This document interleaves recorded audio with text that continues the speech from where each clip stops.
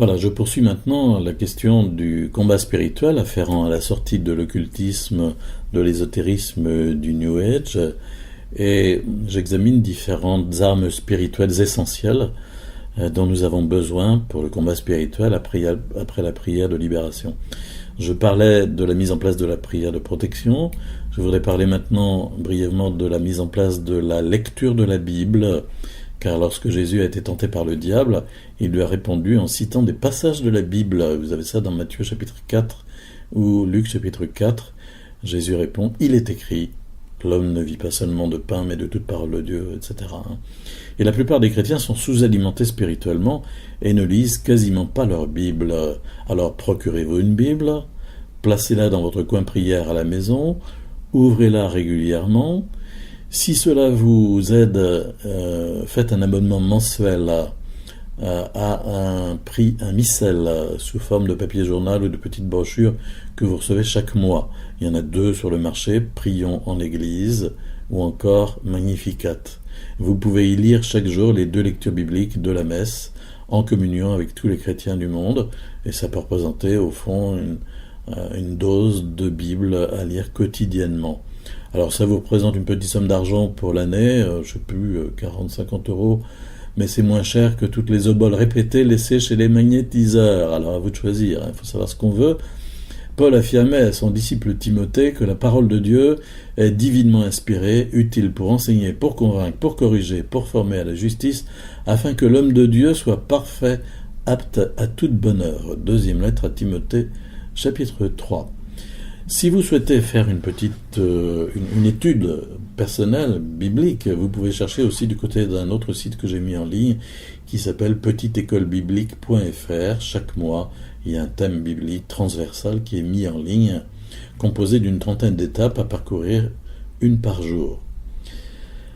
Autre aspect du combat spirituel, réciter le chapelet de la Vierge Marie. La Vierge Marie est l'Immaculée, elle a été conçue sans péché, elle n'a jamais péché personnellement, elle est la toute sainte, et pour ces raisons, marcher main dans la main avec la Vierge Marie, c'est vraiment une aide précieuse dont nous avons tous besoin. C'est pourquoi je conseille très vivement, au regard du combat spirituel marquant la vie contemporaine, même sans parler de sortie de l'occultisme, je conseille très vivement de se débrouiller pour dégager une 20aine de minutes dans sa journée pour méditer et réciter le chapelet. On peut le faire chez soi, on peut le faire en marchant, on peut le faire en s'arrêtant dans une église, on peut le faire la nuit si on a des insomnies, on peut le faire au volant de sa voiture. Il faut le faire chaque jour. Et vous savez que pour chaque dizaine de chapelets, il est important de méditer les mystères bibliques qui sont afférents.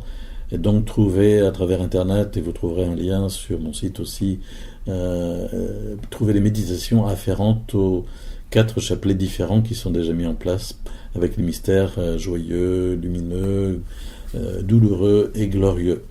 Si vous n'avez jamais récité le chapelet, essayez de trouver dans votre entourage quelqu'un qui pourra vous aider à commencer, ou encore rendez-vous par exemple sur des radios chrétiennes RCF ou Radio Notre-Dame où on récite le chapelet, où on retransmet depuis Lourdes le chapelet quotidien à 15h30 sur Radio Notre-Dame ou sur RCF. Regardez sur la chaîne télévision KTO, regardez TV Lourdes sur Internet.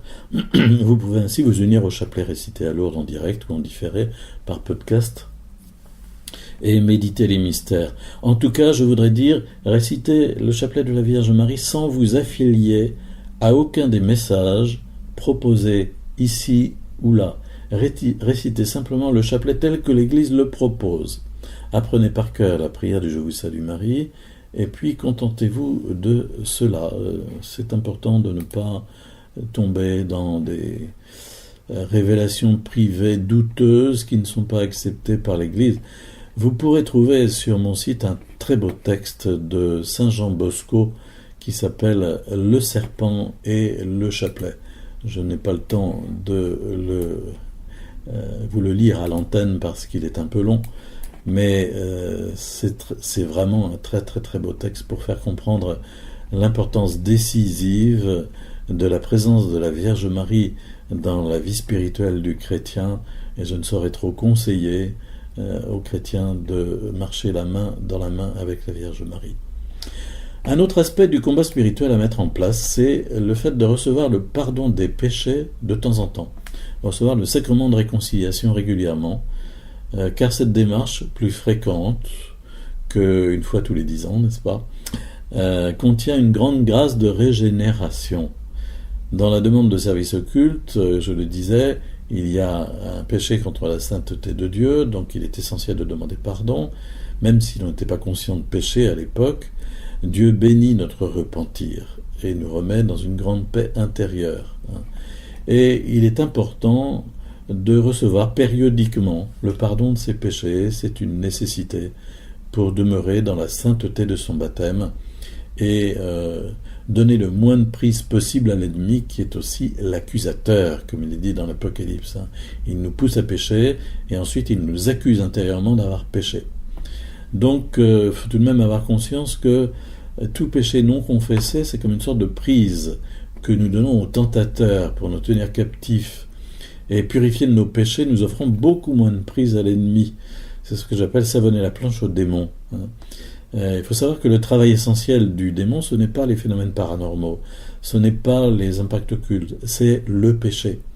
Et donc il est très important de vivre le sacrement de réconciliation de temps en temps, avant les grandes fêtes par exemple, ou plus fréquemment si vous le souhaitez. Mais vraiment, essayez de rechercher un prêtre auprès duquel vous pourrez faire la démarche régulièrement, brièvement, après l'avoir préparé, pour ne pas prendre beaucoup de son temps. Et voilà. Alors, si vous n'êtes pas baptisé, ce qui arrive maintenant le plus souvent, évidemment, vous pouvez envisager de préparer soit une démarche où vous allez vous adresser à Dieu dans votre cœur directement, et Dieu qui voit votre repentir, eh bien, agréera votre repentir et vous donnera le pardon comme il le voudra. Voilà, car il vous aime. Mais pensez aussi à envisager de recevoir le sacrement du baptême et rapprochez-vous de votre paroisse géographique. Un cheminement vers le baptême s'accomplit sur une durée assez longue, 2 années environ, alors que cela ne vous empêche pas de vous repentir dès maintenant, mais entamez donc cette démarche de préparation au baptême, vous y verrez vraiment le déploiement d'une grande grâce de libération pour vous. Encore une autre arme spirituelle importante, c'est l'Eucharistie, la communion eucharistique. La plupart des chrétiens sont sous-alimentés spirituellement, ils ne communient pas à l'aliment divin que Jésus nous a laissé pour la route, le pain de vie, l'Eucharistie.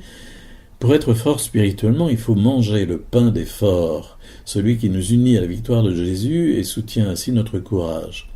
Jésus dit, celui qui mange ma chair et boit mon sang demeure en moi et moi en lui.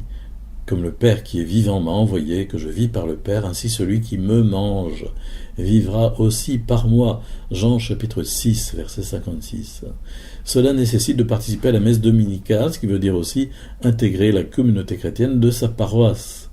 Et quand cela est possible, il ne faut pas hésiter à demander au curé de la paroisse ou à son pasteur le nom d'une personne qui pourra nous aider pendant un temps pour un accompagnement spirituel, des petites rencontres d'aide au discernement spirituel. Il faut quand même avoir conscience que dans le cadre d'un combat spirituel, il est clair que la communion eucharistique, c'est vraiment l'état de protection maximale, car nous y recevons Jésus lui-même. Alors si vous n'avez pas communié depuis très longtemps, passez par la case confession avant, songez à demander d'abord le pardon des péchés. Autre aspect encore du combat spirituel, soyez intérieurement en état de prière. Vivez la prière du cœur. Chaque fois que vous pouvez, vous êtes au volant, vous êtes à un feu rouge, priez. Vous êtes en train de marcher, priez. Répétez une petite phrase du genre « Seigneur Jésus-Christ, Fils de Dieu, aie pitié de moi, pécheur ». Ou encore « Jésus, j'ai confiance en toi ». Ou « Jésus, merci, Jésus, viens ». Enfin, que sais-je, à vous d'inventer, d'être inventif. Plus votre intérieur est habité par la prière, moins l'esprit mauvais peut s'insinuer. C'est vrai pour tout combat spirituel, en particulier pour celui contre les tentations, qui sont l'essentiel du travail diabolique, pour nous éloigner de Dieu. Donc aussi, pour combattre les tentations, encore un autre aspect du combat spirituel, développer les vertus, car le travail le plus habituel du démon, c'est la tentation discrète, insistante, pour nous faire tomber dans le péché. Jésus lui-même a été tenté, Donc on peut relire le récit des 3 tentations de Jésus, hein, et entrer dans ce combat spirituel qui consiste à lutter contre les tentations et à développer les vertus. Voilà. Et puis je voudrais terminer encore par cet aspect du combat spirituel, les petits compléments antidiaboliques. Ce ne sont pas des compléments alimentaires, mais voilà, ce sont des choses qui peuvent être utiles. Car quand on a des manifestations paranormales, on a eu jusqu'à présent des manifestations paranormales, eh bien, il ne faut pas se laisser envahir par la peur. Il faut apprendre à réagir immédiatement par la prière. Si on en avait jusqu'à présent, et qu'il y en a d'autres qui surviennent, immédiatement par la prière. Voilà. Et puis, je le disais précédemment, vérifier qu'on n'a rien dans sa maison qui soit un signe pour les esprits, donc tout jeter. Quelle prière dire? Eh bien, la prière du Notre Père, par exemple, qui contient « Délivre-nous du mal ». Délivre-nous du mal. Là, je vous salue Marie aussi. Plus simplement, répétez le nom de Jésus en boucle, le nom qui est au-dessus de tout nom. Voilà. Car il faut confesser la victoire de Jésus, et si vous faites ça quand vous ressentez quelques phénomènes paranormaux, eh bien, vous verrez vous-même le fruit.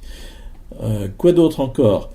Des petits gestes, des attitudes de foi comme l'eau bénite, tremper sa main dans l'eau bénite qu'on aura mis dans une petite coupole, dans un petit récipient, et faire un beau signe de croix, avoir chez soi un bénitier, et se servir de l'eau bénite, invoquer Saint Michel Archange dans votre combat spirituel, porter des objets bénis sur soi, ou en avoir à la maison, demander au prêtre de sa paroisse ou au pasteur de passer bénir l'appartement ou la maison dans lequel on vit, invoquer son ange gardien, lui demander son aide dans sa prière.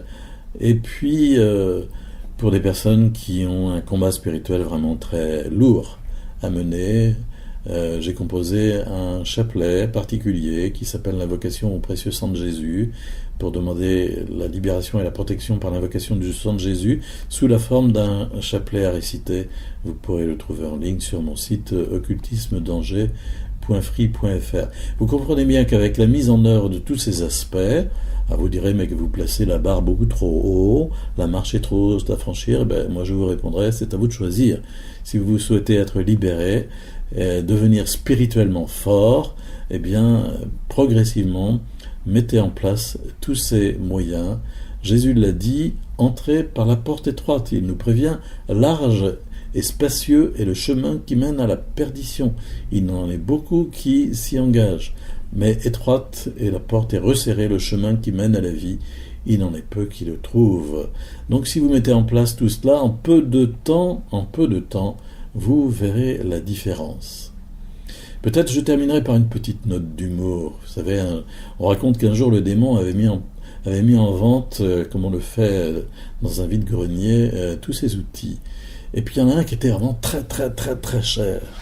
Et c'était un outil qui s'appelait le découragement. Alors on lui a demandé, mais pourquoi est-il si cher que ça?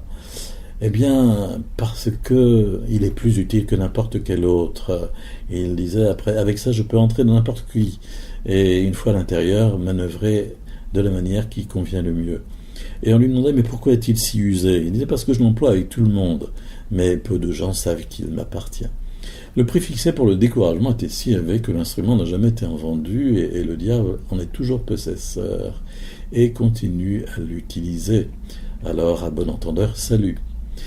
Voilà, merci pour votre écoute, merci pour votre présence tout au long de ces heures que nous avons passées ensemble cette année pour parler de l'occultisme et cette fois-ci spécialement du combat spirituel afférent à la sortie de l'occultisme, de l'ésotérisme et du New Age. Bonne continuation sur votre route de chrétien.